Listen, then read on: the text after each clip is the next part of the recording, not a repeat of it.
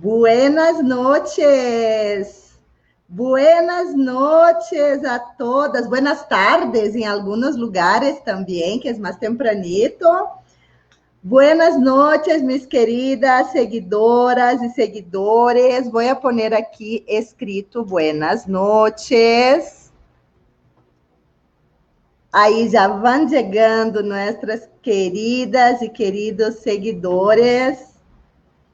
Buenas noches, um saludo muito especial em mais uma noite de conversatório. Já temos 15 seguidores aí, muito bem. Muitas graças a vocês todos que estão assistindo agora em vivo ou que estão assistindo em diferido mais tarde. Bem-vindas e bem-vindos todos a Faro de la Didáctica. Aqui veio várias pessoas saludando, o Flor, Salomé, Rizel, Victoria, Sônia Marim.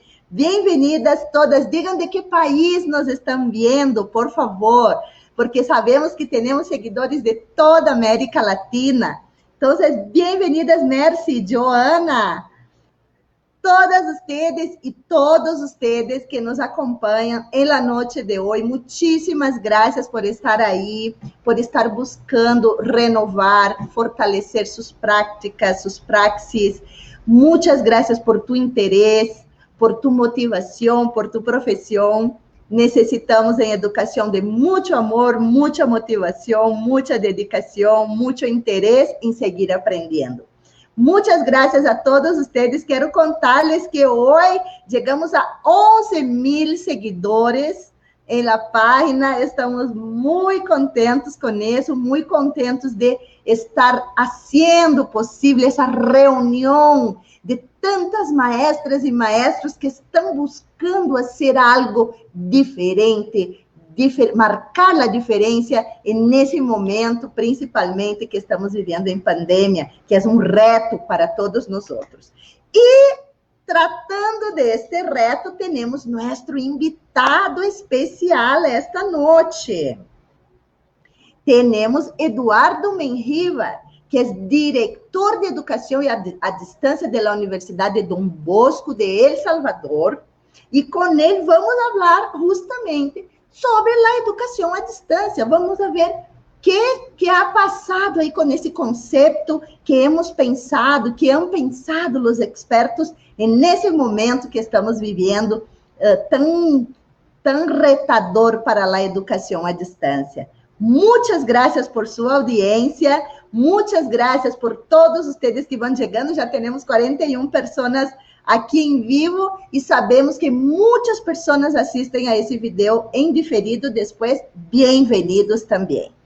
Um último pedido antes de chamar nosso grande invitado da noite de hoje. Eu quisiera pedir a vocês que, se é possível, compartam esse vídeo em suas redes, em suas páginas, em los grupos de maestros em onde vocês participam. Vamos a compartilhar a informação com outras pessoas a las quais também pode servir, que também podem estar necessitando de falar um pouco sobre a educação à distância, vale? Então, muitíssimas graças por sua reação ao vídeo, seu me gusta, e muitas graças também por compartilhar esse vídeo em suas redes sociais para que esta informação pueda chegar a mais pessoas. Bueno, bem-vindas aqui, personas. Elisa Pascual, bem-vinda, graças. Eu também estava esperando que vinieras, Elisa. Diana Maricha, também esperava por ti. Rosy, Clara, Silvina. Olá, Silvina, como estás? Maria Inês, de Lima, Peru, bem-vinda. Bem-vindos, peruanos. É difícil dizer tu nome. Bem-vinda, buenas noches. Maria Inês Bsil, não sei, diz aí como se pronuncia. Olivia, bueno, muitas graças, muitas graças, muitas graças. Bueno, vamos a empezar entonces, que já temos nosso grande invitado aqui. Vou ponerlo em pantalla. Bem-vindo, Eduardo. Que alegria tenerte aqui conosco. Queremos agradecer-te muito, muito por aceitar esta invitação. já estuviste aqui em outra ocasião e para nós é um prazer receber-te aqui outra vez para falar justamente desse tema tão importante, tão retador, que é a educação à distância nesse momento. Então, eu e todas mis seguidoras e seguidores te damos a bem-vinda e te agradecemos muito por estar aqui. Quisiera, Eduardo, que tu te presentaras, ¿no? Yo hablé rápidamente lo que haces en ese momento, pero cuéntanos un poquito de tu trayectoria y bienvenido, Eduardo. Gracias, Yanice. Saludos a quienes están conectados en este momento. Cualquier pregunta, comentario, reflexión que ustedes de pronto quieran hacer en la fanpage del Faro de la Didáctica, pues con mucho gusto estaremos acá para responder, ¿no? Como mencionaba Yanice, mi nombre es Eduardo Mengíbar Valencia. Actualmente soy el director de Educación a Distancia en la Universidad Don Bosco en El Salvador.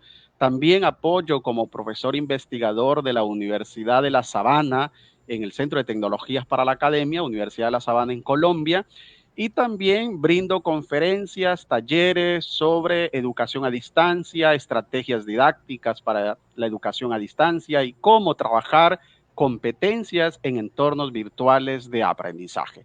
Quizás un poco rápido mi hoja de vida, soy licenciado en Ciencias de la Comunicación por la Universidad Don Bosco en El Salvador, cuento con una maestría en Informática Educativa por la Universidad de La Sabana en Colombia, soy ex becario de la Organización de los Estados Americanos, OEA, y también estoy estudiando el doctorado en el tema de innovación y comunicaciones en la Universidad de Málaga, en España. Me encuentro ya en el tercer año del doctorado y pues estoy trabajando innovación y realidad virtual para el desarrollo de competencias.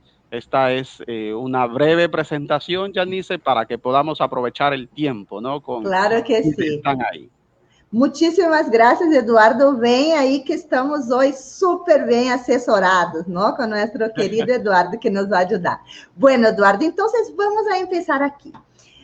Me gostaria que começaras falando um pouco sobre esse conceito de educação à distância. Claro. Quais seriam as aproximações e distanciamentos que existem entre o que estamos fazendo, pois assim com as unhas um pouco, e lo que seria conceptualmente a educação à distância? A palavra é tuya, Eduardo. Ok, gracias, Janice. Es sumamente importante para los docentes que están conectados y observándonos en este momento establecer ciertas aproximaciones, como Janice lo mencionaba, sobre educación a distancia y cómo actualmente estamos trabajando a raíz de lo que nos ha sucedido con la pandemia, buscando herramientas, buscando formas de cómo llevar siempre la formación con los estudiantes. Pero hay que tomar en cuenta también lo que los autores nos mencionan sobre educación a distancia, ¿no? Actualmente hay una diferencia entre hablar de educación virtual, Janice, hablar de educación en línea y hablar de educación a distancia.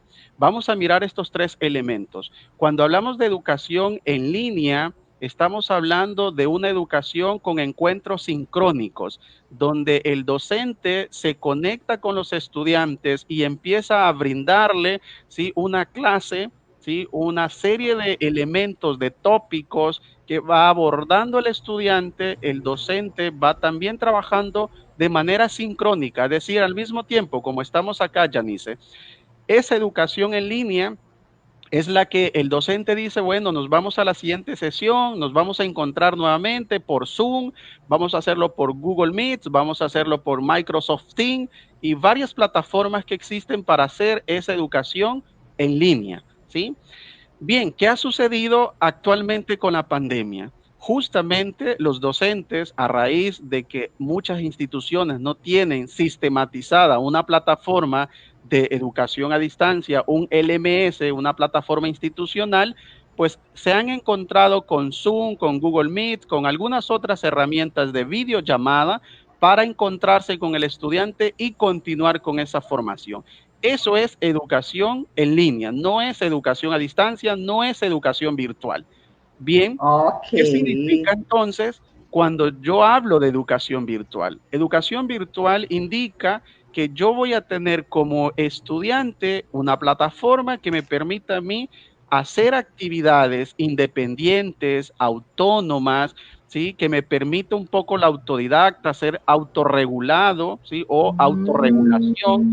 Y eso me permite a mí generar autonomía, desarrollar actividades en espacios asincrónicos, donde el estudiante puede participar en un foro, donde el estudiante puede participar en un proyecto y el docente diseña los materiales didácticos y los elabora y los configura en la plataforma. Esa es una aproximación más a educación virtual, porque estamos utilizando las tecnologías de la información y la comunicación para desarrollar espacios que no necesariamente son sincrónicos, como este en el que estamos desarrollando. ¿Podrían existir espacios sincrónicos en la educación virtual? Sí, podrían existir, pero son menos los espacios sincrónicos para seguimiento, para trabajo tal vez de discutir un tema, para desarrollar algún proyecto de manera sincrónica. Pero todo el trabajo se desarrolla en una plataforma institucional de forma independiente donde el docente diseña los materiales didácticos, los cuelga en la plataforma y hay trabajo fuerte del estudiante. Ahí nos Ya. estamos aproximando, ¿sí? A educación virtual. ¿Qué sucede con la educación a distancia? La educación a distancia tiene varias etapas.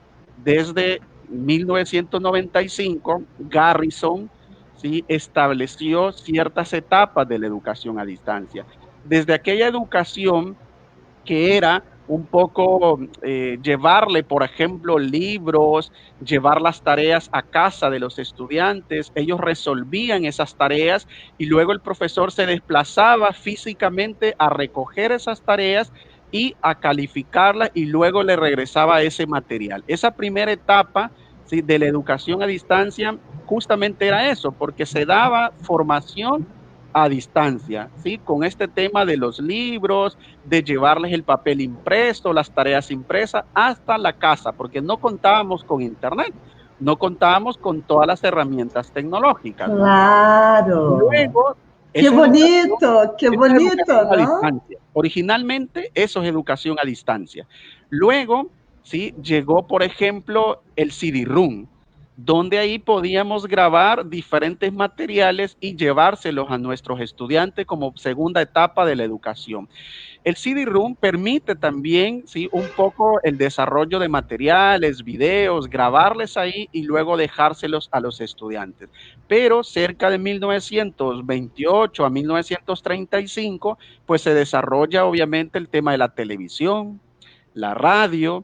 ¿Y qué sucede? Ya se puede llevar formación a través de la televisión y la radio. ¿Y qué sucede con la televisión? Sabemos que está compuesta de dos, un prefijo y un sufijo, ¿no? Cuando hablamos de televisión hablamos de tele, que es un prefijo que significa lejos, y hablamos de visión, que significa ver. Entonces la formación era a través de esa distancia, ¿no? A través del televisor que ya tenía en casa el estudiante y se desarrollaron programas educativos, igual que radio, de alguna forma se hacía radio educativa, ¿no? Ahora bien, estos se han utilizado ahora con la pandemia. En El Salvador, el gobierno ha utilizado un medio de comunicación nacional, una radio nacional, para llevar la formación hasta los hogares de los niños que no tienen conectividad.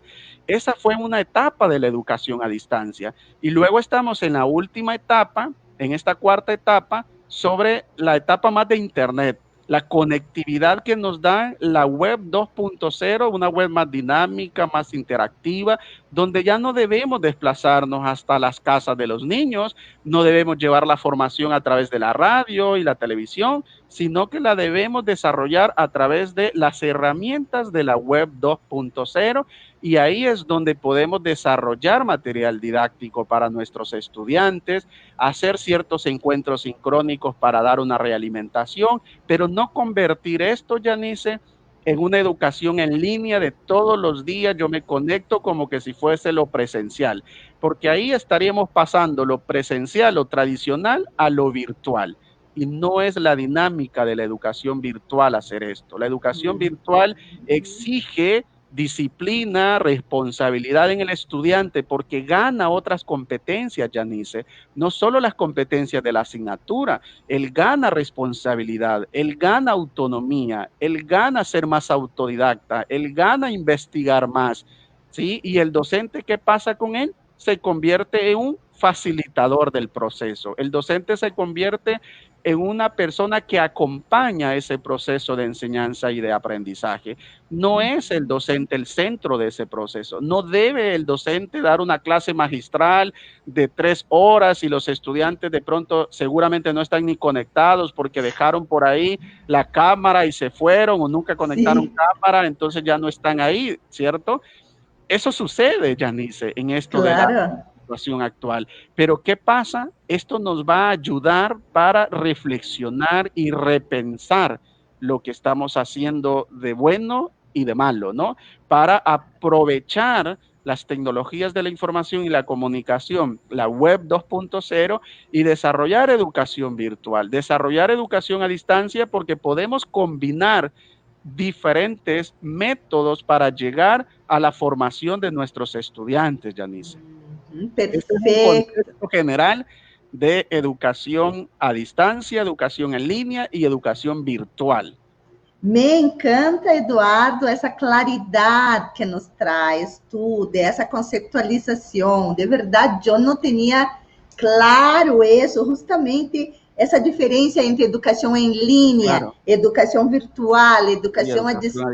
distancia. Que bonito isso que traz, esse elemento histórico que nos contas, não, desde onde vem a educação à Claro, distância, que era justamente levar esses recursos em exacto. físico, Así pero es. a pessoas que estavam lejos. E o que mais me chama a atenção é justamente essa possibilidade que nos dá a educação à distância do desenvolvimento da autonomia.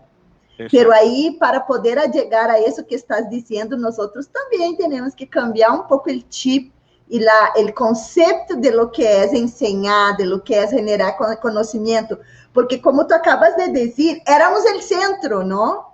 E Sí, agora já así es. não vamos a ser o centro, vamos a ser os facilitadores. Así es, Então, Janice. muitas graças por essa claridade, que eu creio que nos queda muito mais claro.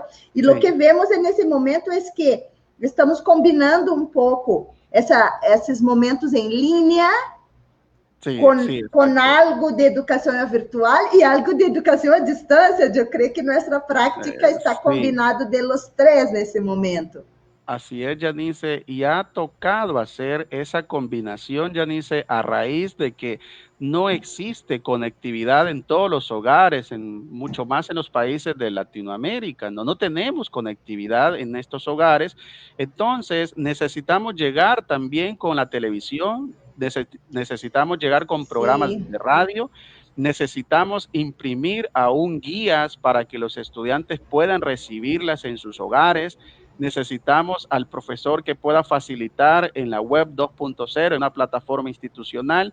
Necesitamos utilizar estos medios para llevar esa formación a los estudiantes. Obviamente, cuando ya hablamos en la universidad, pues estamos hablando un poco más de recursos, estamos hablando de una plataforma institucional, pero ¿qué pasa con la educación pública de la mayoría de países de América Latina? ¿Tienen los niños conectividad? ¿Cómo está la brecha digital? Y a esto le sumamos, Janice, la brecha generacional. ¿Qué pasó con aquellos docentes que nunca intentaron desarrollar un material didáctico, configurar algo en una plataforma? ¿Sí? Y eran docentes que ya estaban jubilados, pero seguían trabajando en lo público o en universidades privadas. ¿Qué pasó con ellos? ¿Continuaron formando? ¿Se alejaron? ¿Dijeron, esto no es para mí? ¿O cambiaron, como tú mencionabas un poco, el chip, repensaron su práctica docente y ahora tienen componentes innovadores y han aprendido de esto? exato, Podría claro. ser, Janice. Esto es importante, ¿no? Porque hay que reconocer el esfuerzo, Janice, que ha hecho el docente. Hay que reconocer la labor que ha hecho el De docente para acordo. salir con la formación de nuestros estudiantes, para terminar el año lectivo. Han hecho grandes esfuerzos. Ahora É bien, verdade. Y hay que aplaudir esos grandes esfuerzos, a pesar de las limitantes que tienen las instituciones de educación públicas en su mayoría, a pesar de las limitantes de conectividad que tienen los países, la cantidad, la mayoría de países, ¿no?, de América Latina, que tienen y que no llega esa conectividad a la Sí, zona rural de cada país. Entonces han hecho prácticamente magia los docentes para seguir con esa formación. ¿Qué queda a partir de esto, Janice? Escribir reflexiones, escribir esa experiencia docente para que podamos mejorar, para que podamos fortalecerla, para que esto nos quede como una lección, como un aprendizaje. Y a partir de este aprendizaje podamos, ¿sí?, repensar y convertirnos ya en un profesor del siglo XXI, como lo establece la UNESCO, con el desarrollo de competencias propias para que nuestros estudiantes se conviertan en ciudadanos del siglo XXI. Eso es lo que se así busca, ¿no? es, así Entonces, es un es. poco la reflexión. Y también me gustaría de pronto que quienes nos están viendo, podrían ellos también de pronto poner sus Aqui tenho um reflexiones. comentário, mira, te vou poner aqui um comentário de Emilda, perdão, Emilda Emilda, Ceballos. Emilda, sí, Que hacer ante a realidade que estamos vivendo, dado que a educação virtual e a educação em linha está promovendo a exclusão social por la inequidade de acesso? Porque eu creio que não todos os países como El Salvador han pensado em transmissões por rádio para incluir pessoas que não têm conectividade. Eu te digo, em Brasil, eu tenho conhecimento, isso não passa. Não há um programa nacional. Lo que claro, está pasando es lo que los docentes logran hacer, sí, pero no sí, hay sí. un programa. Entonces, yo creo que es a eso que se refiere Milda. Te voy a mostrar otro comentario de María Inés. María Inés dice, en Perú esa brecha digital Sí, es grande. sí, sí. Y aquí Emilda está hablando Desde desde Venezuela. Venezuela, Ajá, Venezuela. exactamente.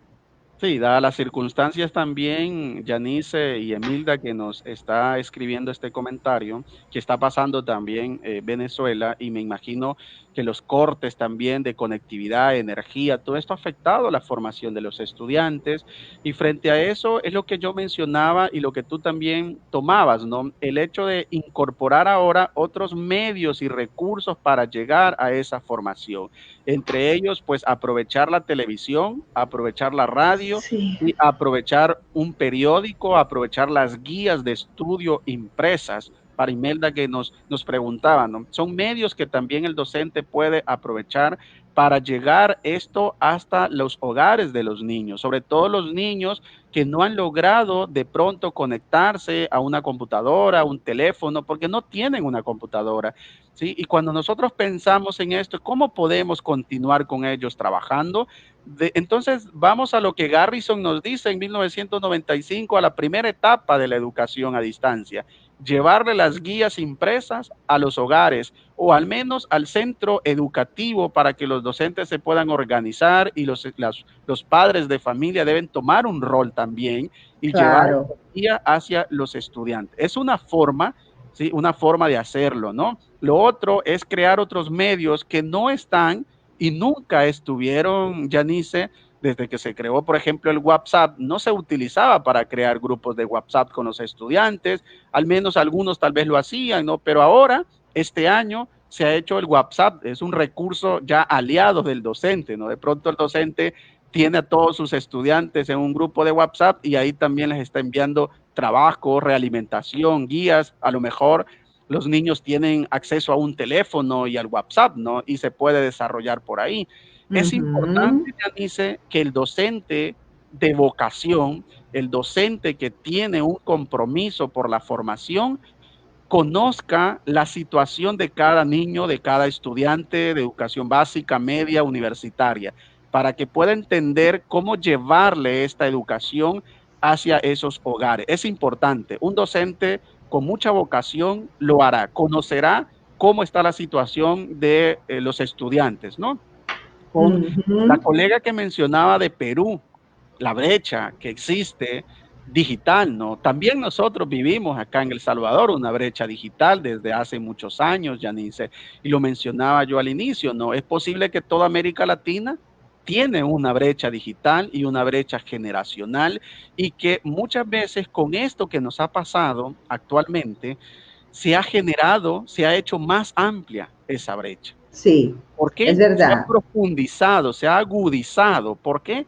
Porque ahí en realidad nos dimos cuenta que existen aún que hacer grandes esfuerzos, programas a nivel de gobierno para que todos Sí, podamos tener acceso a la educación, que es un derecho universal, ¿no? Sí, pero ¿qué ha claro, pasado? es un derecho, Es ahí un es que derecho universal.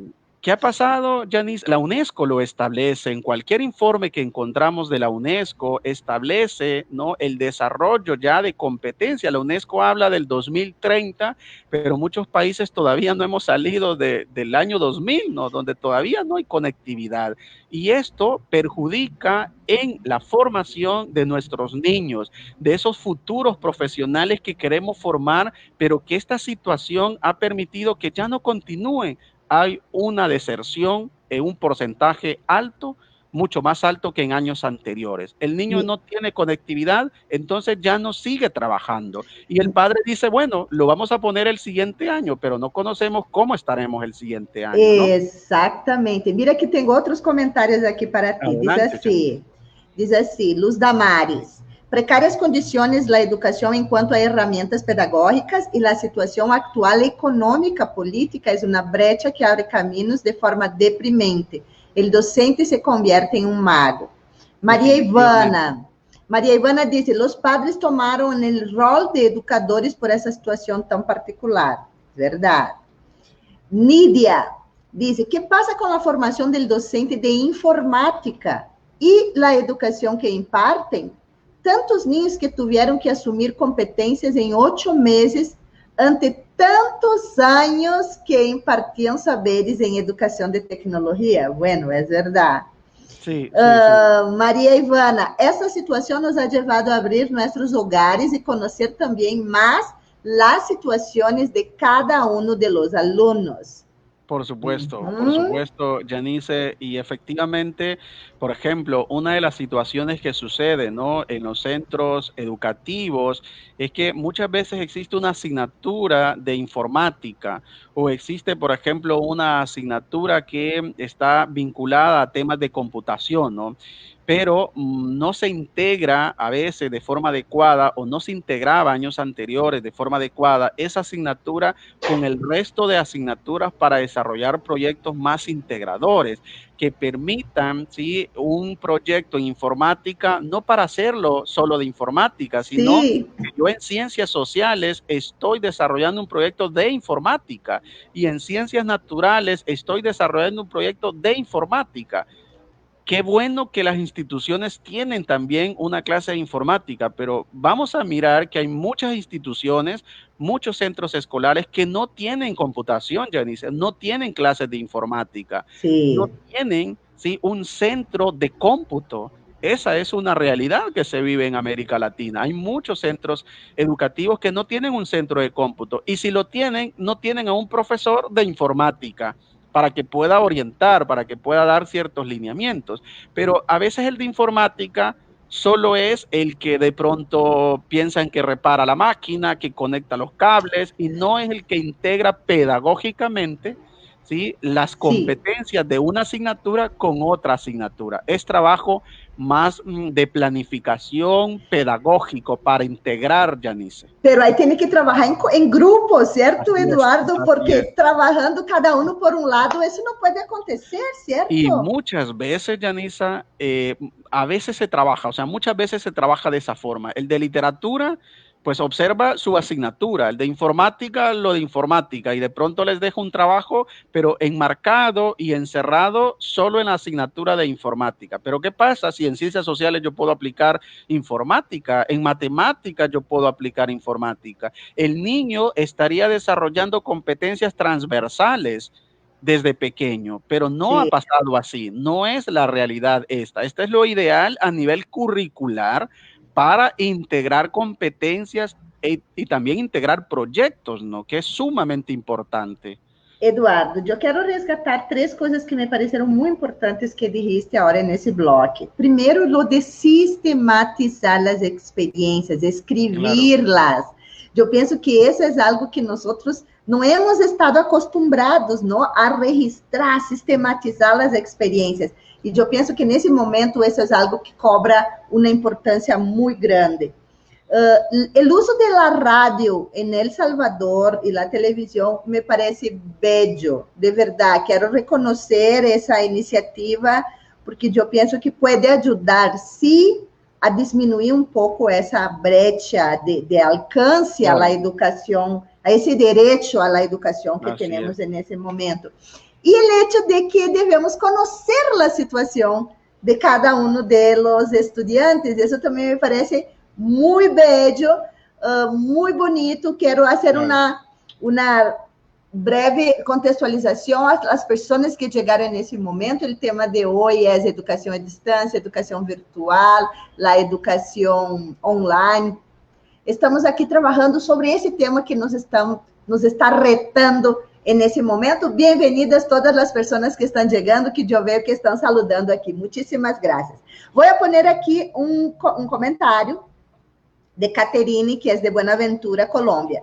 Ella dice, es un reto para el docente. El maestro tuvo que improvisar estrategias que sirvieron de puente, precisamente para cruzar de algún modo esa brecha existente. Te exacto. contextualizo, ella, Caterine já estuvo aqui com nós em conversatório, Ah, justamente súper. contando a experiência de eles allá em Buenaventura, com sua rectora e com sua coordenadora da instituição, donde eles fazem todo por WhatsApp, hasta Ah, reuniones de padres de familia, ok, ellos lograron hacer claro, por súper, WhatsApp y ha funcionado súper bien, pero a partir de esa integración de las claro, diversas áreas, de diversos proyectos. claro, claro. Así debe ser. Y qué interesante, ¿no? Que se haya incorporado este recurso de WhatsApp. Mira que aí aqui Rosário te hace uma pergunta. Opa, espérate que não é aqui, é aqui. Ok. Buenas noches, profe. ¿Usted cree que en el futuro será la nueva forma de estudiar para niños, adolescentes y mayores? Es muy buena la pregunta, sí, y vamos a mirar de pronto, hay un reporte que yo les recomiendo que lo puedan revisar, se llama Reporte Horizon. El reporte Horizon se elabora año con año y establece las tendencias de tecnología educativa. Y en ese reporte que se elabora por varias universidades de Estados Unidos y de Europa, establecen, ¿no?, cuáles son esas tecnologías que se van a ir proyectando a corto, mediano y largo plazo, ¿no? Con base a lo que sucede. Este año aún no se ha publicado, 2020, pero muy seguramente va a darle un giro completo a lo que se mencionaba en el 2019 de tecnología educativa. En el 2019, en el reporte Horizon, establecía algunas tecnologías como, por ejemplo, realidad virtual, realidad aumentada, espacios blenden, que ya lo vamos a mirar también, y eso es lo que quiero vincular, ¿no?, con lo que mencionaba la colega en su pregunta. Establecía también espacios personalizados, un poco la educación por módulos y también la educación que no necesariamente sea educación formal con programas de 2, 3 y 5 años o 4 años en algunos países, sino una educación para aquellas empresas que de pronto quieren enviar al personal a capacitarlos 6 meses y va a desarrollar todas las competencias de un técnico o de un tecnólogo de 3 años. Eso también lo proyecta el reporte Horizon. De igual manera proyecta, por ejemplo, a inteligencia artificial, un poco robótica para la educación, ¿no? Pero ya con esto que estamos viviendo y vinculando la pregunta de la colega, ¿qué es lo que se espera? Si esta va a ser la forma con la que vamos a continuar, pienso yo, y de igual manera hay autores que lo soportan, como por ejemplo Aretio, que es un español, un profesor con mucha experiencia. Él menciona que van a existir más los modelos híbridos y los modelos blended, que básicamente es un modelo mixto.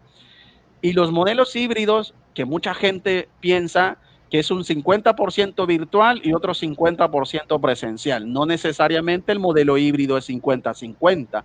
El modelo híbrido podría ser, por ejemplo, de una carga de, por ejemplo, de 30 asignaturas, de 40 asignaturas, un plan de estudio, tener los primeros 2 años de forma presencial y los últimos de forma virtual. Ese es un modelo híbrido.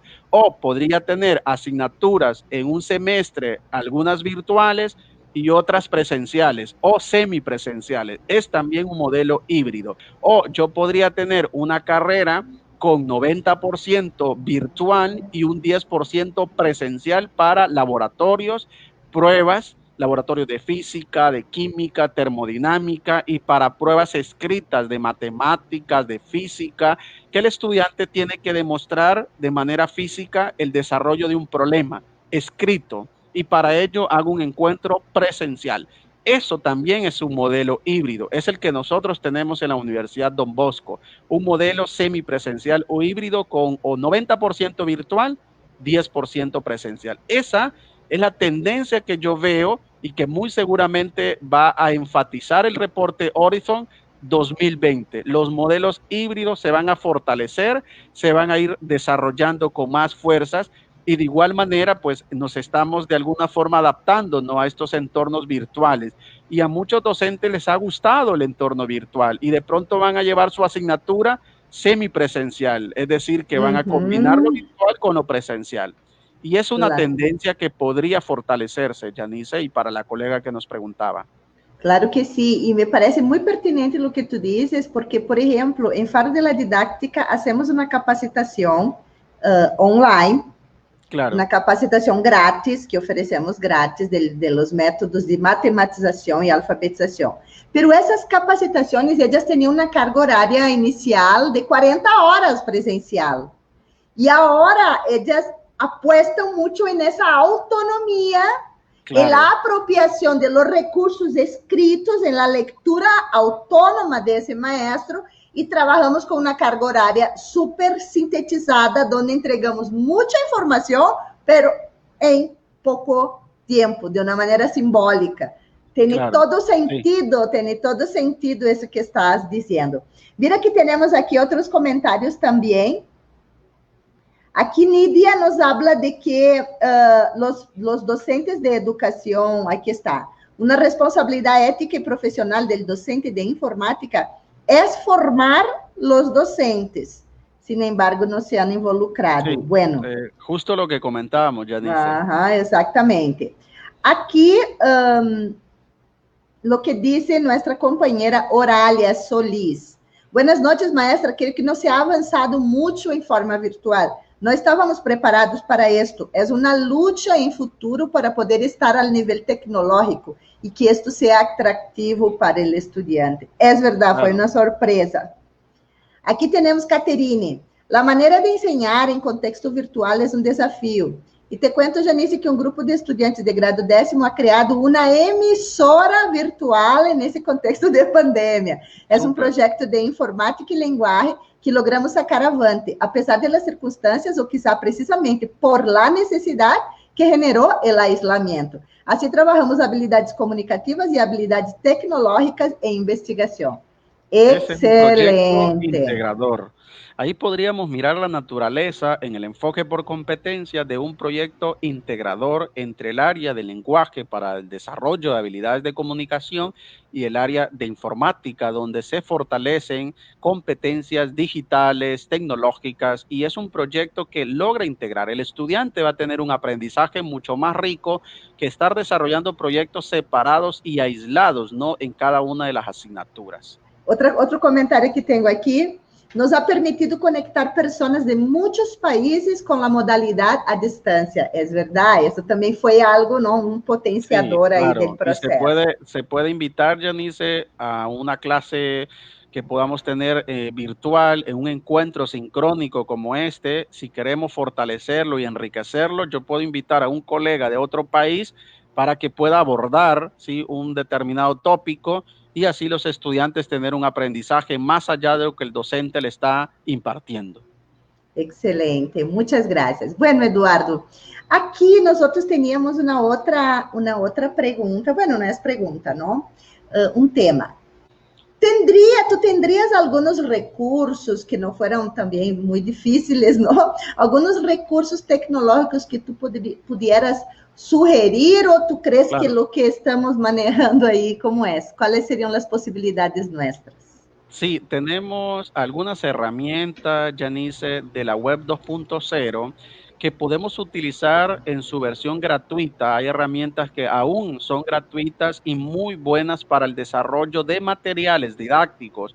Una labor importante que nos ha tomado por sorpresa este 2020 y es que hay que elaborar material didáctico, como lo mencionaba una colega en su comentario, para hacer más atractivo, sí, ese aprendizaje de los estudiantes. No solo le voy a colgar un PDF de 300 páginas y me voy a olvidar de que existe el estudiante y pensar que lo leyó y que a partir de la lectura ya aprendió, porque eso no es posible en educación virtual, ¿no? Ahora bien, estos recursos tecnológicos se pueden utilizar de dos formas, Janice. Uno, para hacer evaluación diagnóstica, ¿sí? En un encuentro sincrónico como este en el que estamos en vivo, y hay otros recursos tecnológicos que permiten hacer evaluación formativa y sumativa. Es importante siempre tomar en cuenta, ¿sí?, esta secuencia que existe: evaluación diagnóstica, evaluación formativa y evaluación sumativa. ¿Qué herramientas yo puedo utilizar para, por ejemplo, incorporar en un encuentro como este? Sí, hay algunas gratuitas que de pronto por ahí se pueden también escribir, como Genially. Genially es una herramienta que me permite a mí desarrollar material didáctico y compartírselo a mis estudiantes. ¿Sí? Yo puedo utilizar también herramientas como Canva, que es gratuita para diseñar presentaciones interactivas, que no necesito tener el dominio de Photoshop, de Illustrator a nivel de diseño gráfico. Canva ya tiene muchas plantillas para desarrollar material didáctico. Otra herramienta para el desarrollo de estos materiales puede ser Pictoshare. Pictoshare es muy buena para desarrollar tres cosas: un póster de investigación, una presentación tipo PowerPoint y también para desarrollar infografías que permiten el desarrollo de competencias del siglo XXI al hacer una muy buena infografía. ¿Qué otras herramientas podemos utilizar para hacer un poco de evaluación diagnóstica? Puedo utilizar Quizzes, es una herramienta muy interesante para el desarrollo de evaluación diagnóstica, saber cómo están mis estudiantes. ¿Sí? También puedo utilizar Mentimeter. No sé si de pronto has escuchado, Janice. Mentimeter es súper buena y es gratuita. Tiene una versión obviamente de paga, pero en la versión gratuita yo puedo generar preguntas para diagnóstico, ¿no? Para conocer cómo están mis estudiantes, ¿no? Y se puede Ok. utilizar sin mayor dificultad, ¿no? Ahí tendríamos algunas herramientas, algunos recursos que nos permiten el desarrollo de evaluación diagnóstica, o lo puedo utilizar para que los estudiantes también puedan interactuar, para que puedan trabajar, no necesariamente para hacer evaluación diagnóstica, sino para romper un poco el hielo, para que ellos se sientan dinámicos, participativos, hacer una muy buena estrategia para utilizar este tipo de herramientas, Janice. Perfecto. ¿Qué Ok. más tenemos? Para la parte, por ejemplo, de videollamada, podemos utilizar Google Meet, podemos utilizar Jitsi, que es gratuita, una herramienta de videoconferencia que se llama Jitsi, es muy buena, gratuita. Tenemos Microsoft Teams, que ha venido fortaleciendo también su plataforma de videoconferencia. Tenemos también, por ejemplo, Zoom, que nos da una versión de 40 minutos gratis para que yo pueda dialogar y compartir con mis estudiantes.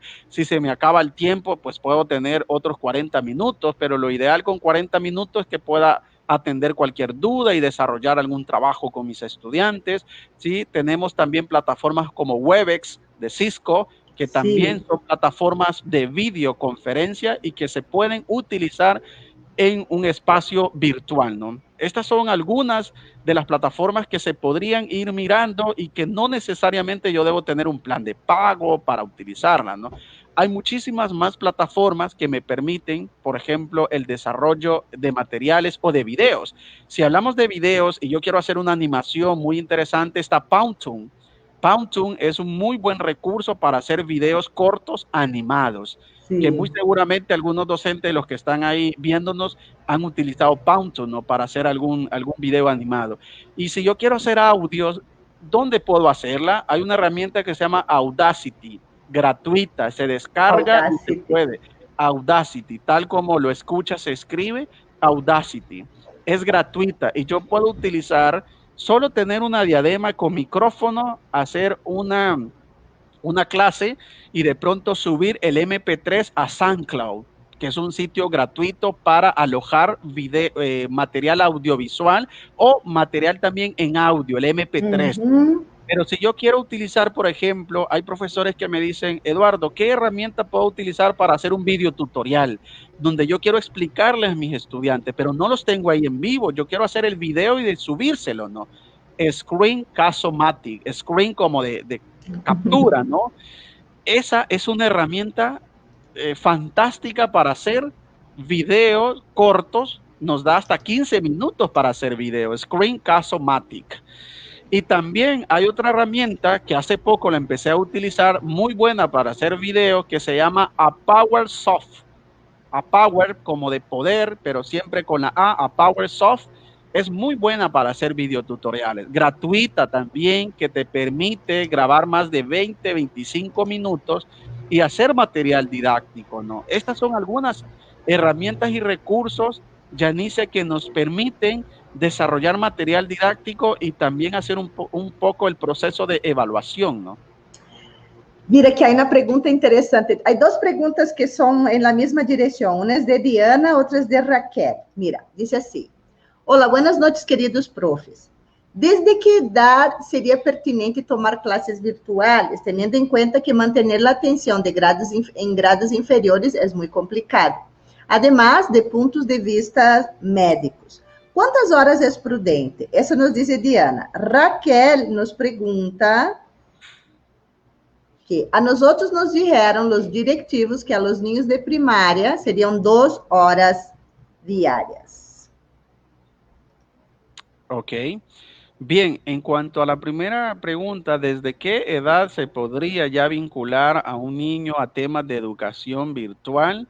Yo considero muy oportuno, digamos, las intervenciones que muchos psicólogos han desarrollado y que han elaborado para este tema de, por ejemplo, del acompañamiento de los padres de familia, el tema socioemocional también de los niños, cuidar la salud mental de los niños.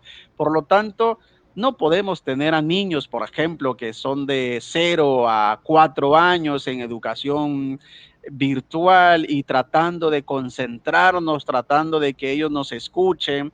¿Cuál es la mejor dinámica para hacerlo con ellos?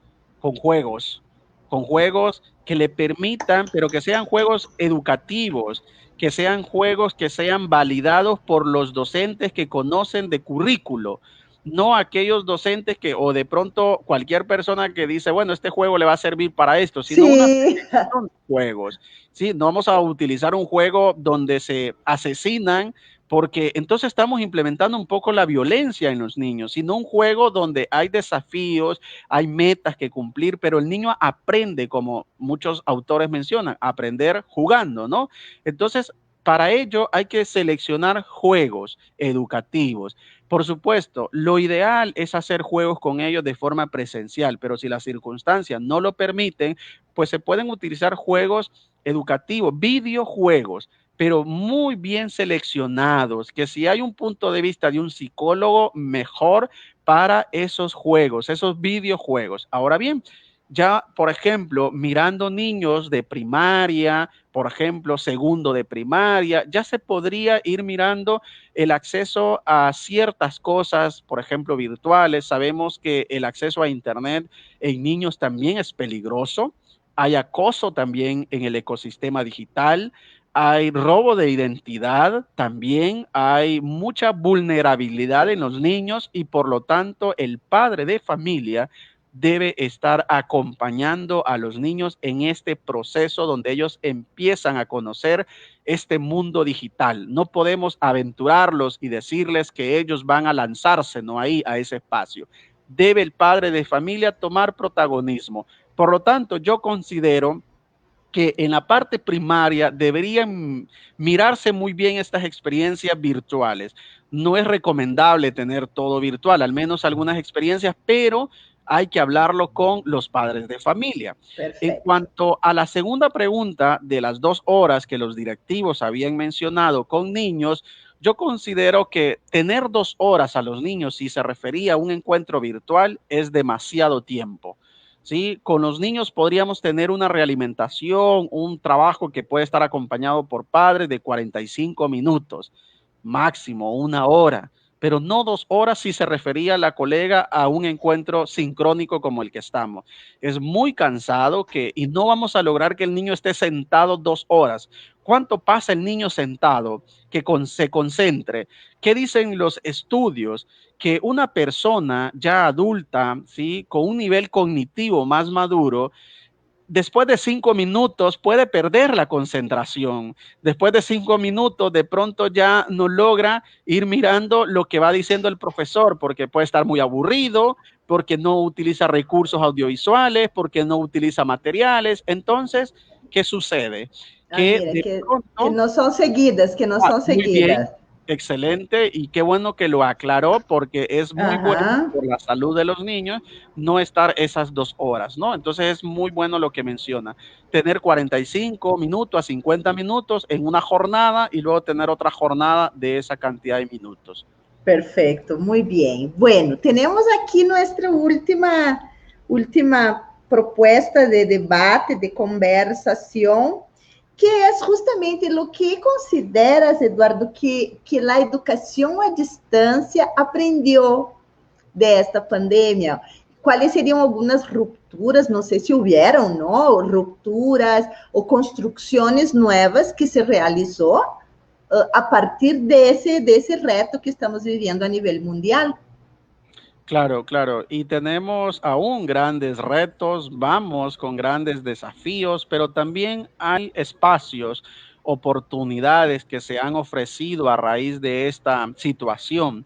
Y uno de ellos Claro. es que hemos logrado también vincular hasta cierto punto, sí, a todo el personal de la universidad con una mirada hacia estos espacios virtuales. ¿Qué sucedía, Janice, años anteriores? Muchas veces el departamento o la unidad de educación virtual era aquella que le daba soporte a la plataforma. Ella era aquella que creaba nada más un espacio virtual para subir el material. Pero ¿qué pasó en el 2020? ¿Qué pasó con esa unidad que de pronto tenía 2, 3 personas nada más creando aulas y materiales para los profesores? Esa unidad en el 2020 tomó el rol de toda la universidad, tomó el rol de todas las áreas de la universidad. Entonces se volvió tan importante esa área que ahora las instituciones deben apostarle a esas unidades de educación virtual, a esos departamentos de educación virtual, porque fueron los que lograron sostener todo la universidad, todas las áreas de la universidad, todos los sistemas informáticos desarrollados, la infraestructura tecnológica, toda la parte virtual, todo eso logró soportar lo que los docentes veían, desarrollaban, ¿sí? En sus asignaturas virtuales. Pero detrás de todo eso había un equipo trabajando. Entonces, ahora las instituciones dicen, bueno, no puedo ver a la educación a distancia como un enemigo o verlo al lado izquierdo. Debo verlo como un plan estratégico de la universidad, como un plan estratégico de lo que la universidad quiere hacia adelante en 5 o 10 años. Por lo tanto, ahora debe tomarse la importancia y formar, Janice, a los docentes en tecnología educativa, en desarrollo de competencias, en espacios y entornos virtuales de aprendizaje. La apuesta debe ser esa de la universidad. No tuvimos que haber esperado la pandemia para hacer eso. Eso pudo haber pasado años anteriores, pero no lo hacíamos. Las Claro. universidades no lo hacían. Por lo tanto, ahora, con esta situación externa que se convirtió en una amenaza dentro del FODA, hay que incorporar estos aprendizajes y ahora mirar dentro de la universidad a este equipo de personas formadas en tecnología educativa como una especie, como un área transversal que permite el desarrollo de materiales didácticos, materiales audiovisuales dentro de la plataforma y dentro de los entornos virtuales de aprendizaje. Es un reto, es un aprendizaje, pero la universidad del siglo XXI debe enfocarse a lo que la herramienta y la web 2.0 nos ofrecen y esas grandes facilidades. Yanice, no podemos preparar estudiantes que en 5 años todo lo que desarrollaron esté obsoleto porque el mercado es voraz, porque el mercado laboral es tenaz y de pronto van a encontrarse que lo que desarrollaron en la universidad no encaja con lo que el mercado les está exigiendo, un mercado globalizado, un mercado donde no hablas solo español, tienes que hablar inglés, tienes que hablar francés, tienes que hablar otro idioma para que pueda trabajar este graduado. Y por lo tanto la universidad no puede quedar rezagada a esas exigencias del mercado laboral. El estudiante no puede llegar a la empresa sin saber utilizar un entorno virtual, sin saber utilizar una herramienta de la web 2.0, sin saber utilizar trabajo colaborativo, trabajo en equipo, que es tan indispensable y que hoy, 2020, sí se logró fortalecer esa competencia, que de pronto éramos muy individualistas y yo quería trabajar mi proyecto, pero ahora ha tocado trabajar de forma en equipo y eso lo pide la empresa. La empresa privada le pide que la persona tenga esas habilidades comunicativas, habilidades de incorporarse a un equipo, de trabajar, ¿sí?, de forma colaborativa. Y creo que este 2020 se ha venido paulatinamente fortaleciendo ese tipo de competencia. Hemos aprendido mucho. Yo he aprendido mucho también de esta situación en la Universidad Don Bosco, en la Universidad de La Sabana también, y en las diferentes conferencias que he venido dictando en congresos internacionales y nacionales. He logrado también compartir estas experiencias con los colegas y los colegas nos dicen que justamente eso han vivido en sus instituciones, ya sea educación básica, educación media o educación superior, Yanice. Perfecto. No, de verdad son muchos retos, pero yo veo mucho más con esperanza y optimismo que con desesperanza. Yo sí, sabemos que hay una brecha muy gigante, pero yo pienso que tal vez fue el llamado de atención, ¿no?, a la instituição educativa como sistema. Como é que nós estamos ensinando? Quais são os conhecimentos essenciais, de verdade? Porque havia um relleno de conteúdo que era periférico, que não trabalhava muito bem com a questão da construção cognitiva, intelectual, das competências. Então, agora vemos um repensar da educação. Todos nós estamos repensando, estamos outra vez buscando a encontrar-nos com essa tecnologia de uma maneira mais positiva. Algumas pessoas que tinham um rechaço muito grande com a tecnologia se estão aproximando, estão vendo a importância disso. Os buenos usos são fundamentais, obviamente, como falamos aqui, os tempos, de todo isso que nos dijiste. Pero de verdade que nos encanta, Eduardo, muitíssimas graças por tu participação. De verdade, Eduardo, que foi muito esclarecedor, foi muito ampliador de nossa visão acerca da educação à distância. Eu penso que hoje saímos todos aqui com um pouco mais fortalecidos e conceptualizados a partir de lo que nos dijiste. Então, muitíssimas graças. Con mucho gusto, Yanice. De pronto no sé si hay alguna otra pregunta por ahí o estamos cerrando. Vamos a ver aquí. Las cuestiones que están se poniendo aquí son relacionadas a los padres de familia, por ejemplo.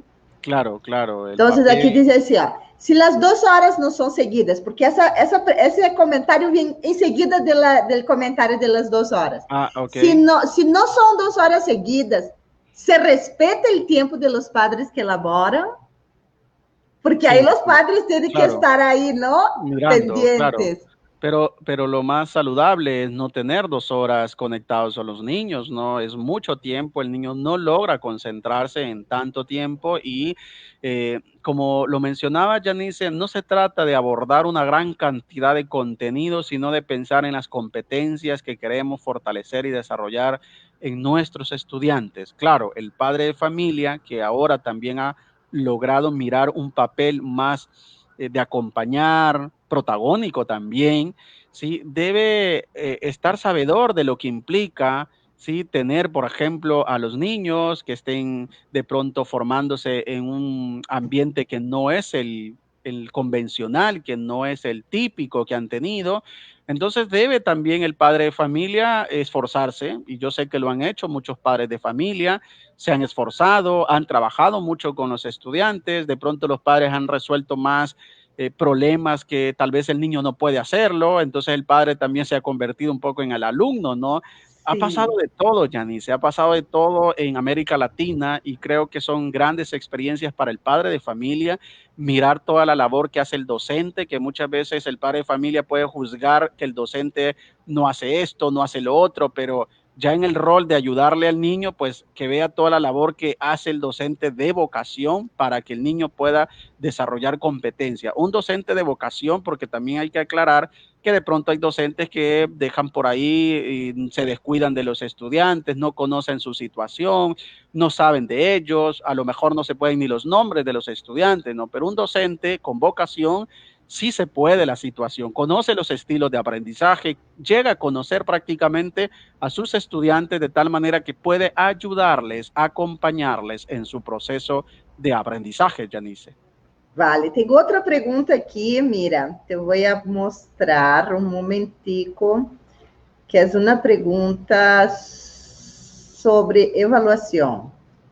Que pensa você, doutor Eduardo, sobre a avaliação em um ambiente virtual de aprendizagem? Ou seja, conductismo, construtivismo.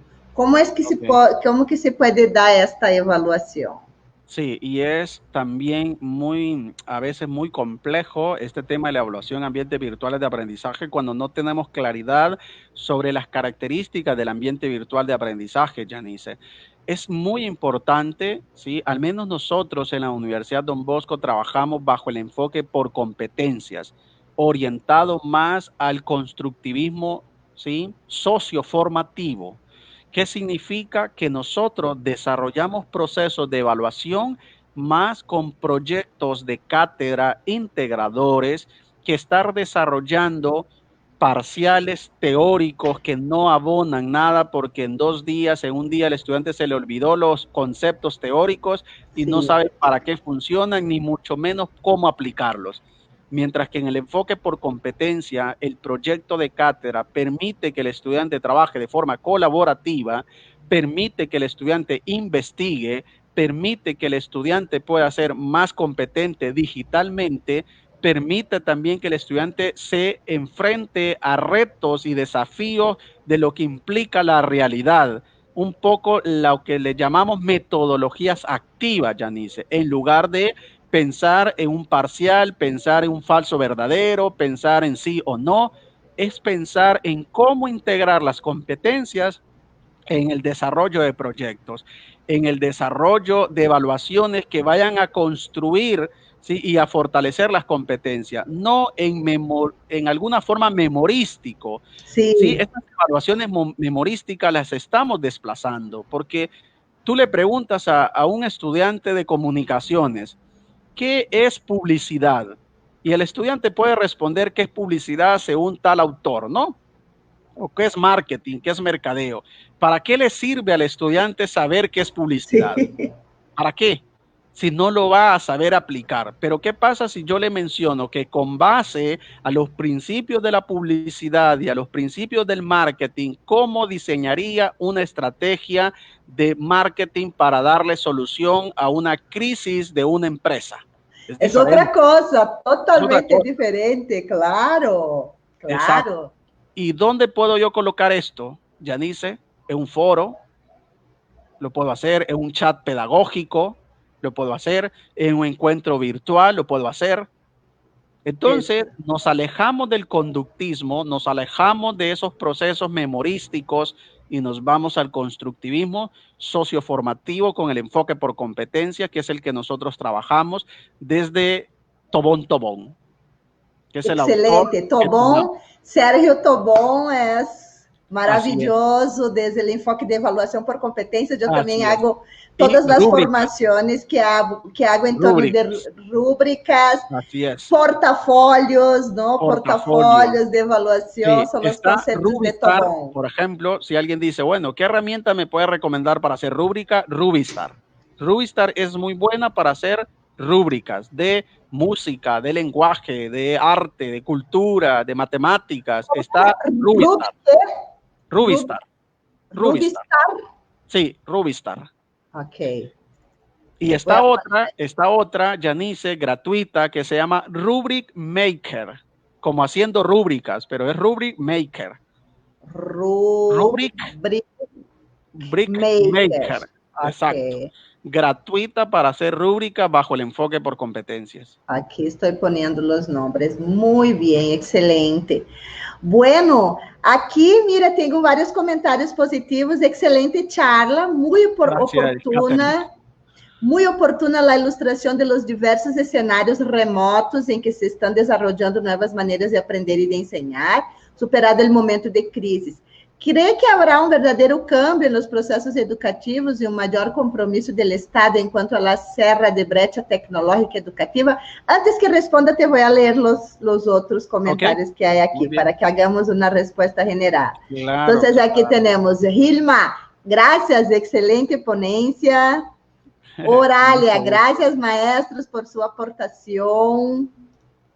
Muchas gracias, excelente información. Muchas gracias. Bueno, entonces ahora sí escuchamos las consideraciones finales de nuestro invitado.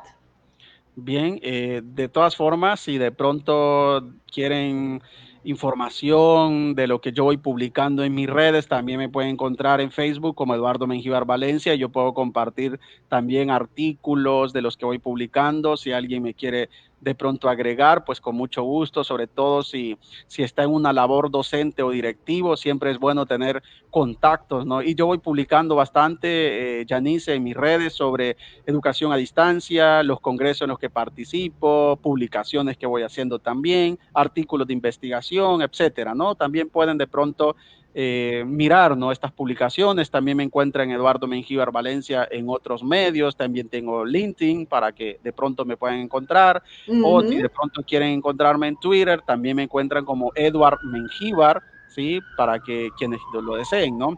Con base a lo que mencionaba la colega Janice, ¿cuál sería ese compromiso a partir de esta crisis que van a asumir las instituciones o el gobierno para reducir la brecha digital?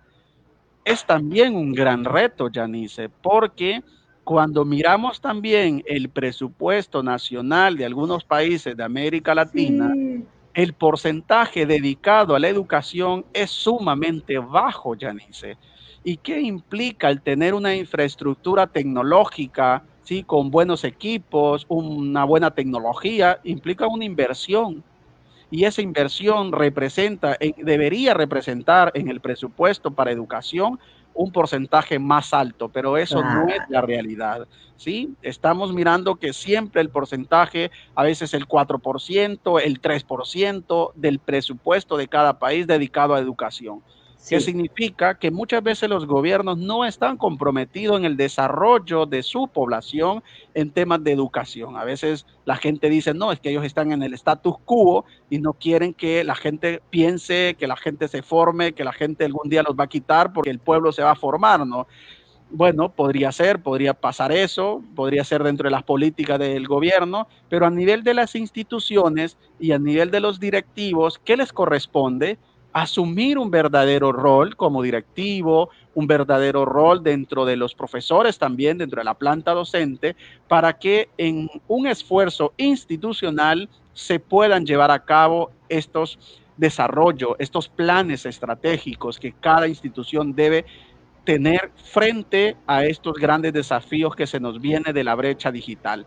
Por supuesto, Yanice, ¿qué sucede con las escuelas y los colegios públicos? Están directamente vinculados al Ministerio de Educación de cada país.